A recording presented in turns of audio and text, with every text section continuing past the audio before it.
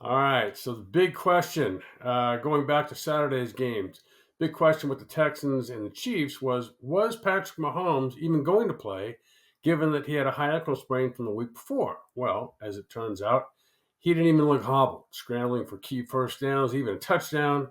And I think the Kansas City Chiefs, their biggest question mark all year long has been their offensive line. Well, a couple of weeks ago, they moved all-pro guard Joe Thuney out to left tackle, moved the left tackle who'd been struggling over to right tackle. Now, I think they probably had their best offensive line game of the season, and they just look, to me at this point, better than they have all season. Defensively, they're still as good as ever, and forced C.J. Stroud into an early first drive interception, and then relatively ineffective the rest of the game. And so now at 14-1, the Chiefs are right where I would think they would even have not believed to begin the season.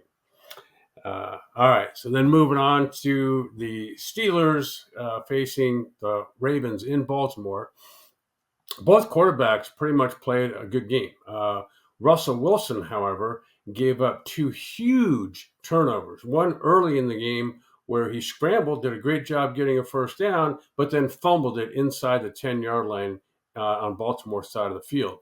And then later in the game, threw a pick-six touchdown that all but sealed it for the Baltimore Ravens. And then Lamar Jackson played a near-flawless game himself, throwing for 3 touchdowns, and then just generally looked great.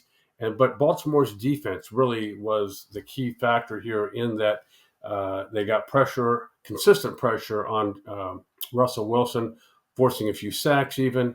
And then the big offensive story of the game, again, was the gaping holes that Derrick Henry was running through on his way to a 162-yard day himself. And so I think the Baltimore Ravens and Pittsburgh, they're now tied at first place in the division, both at 10-5. And I think moving forward, Baltimore Ravens probably win that division. All right. Now on to Sunday's games. And for me, the biggest surprise of the weekend probably was what occurred between the Commanders and Philadelphia.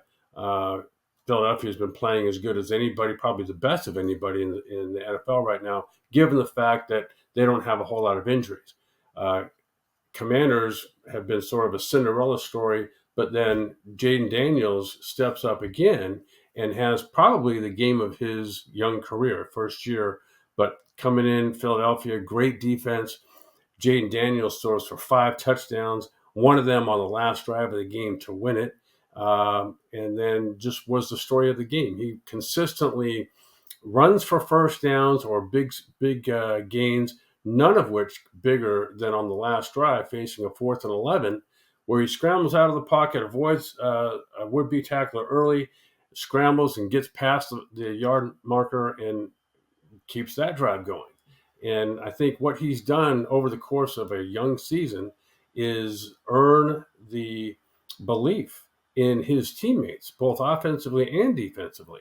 Hey, I mean, the Commanders, even though they gave up whatever it was, 32, 33 points to the Eagles, they shut down Saquon Barkley for most of the game. They gave up an early 68 or 69-yard run, but after that, Saquon Barkley didn't get much.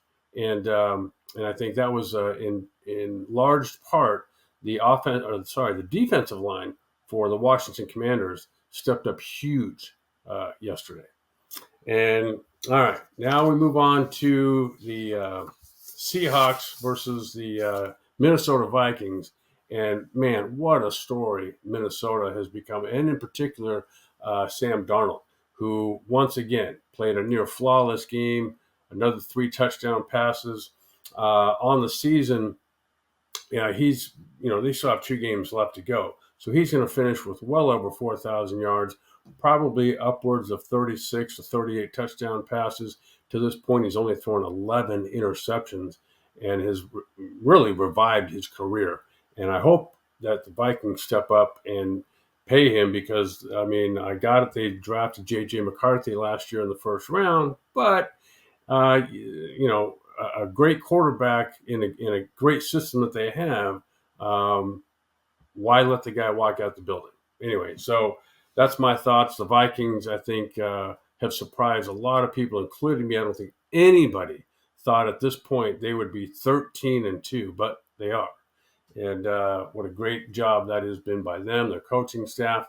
And then we got tonight's Monday night game where the New Orleans Saints, a Louisiana Dome team, go with really at 5-9, nothing to play for, go up to freezing and snowy Lambeau Field, who at 10-4, are playing as good as anybody right now. So to me, the combination of the weather conditions, but then you pack on the combinations of Jordan Love and Tucker Kraft at tight end and Josh Jacobs, their all-purpose running back, and the receiving combinations of Reed and Dobbs, and then the play calling and creative play calling of Matt LaFleur, and I think you've got a Packers win as they move closer to the playoffs themselves.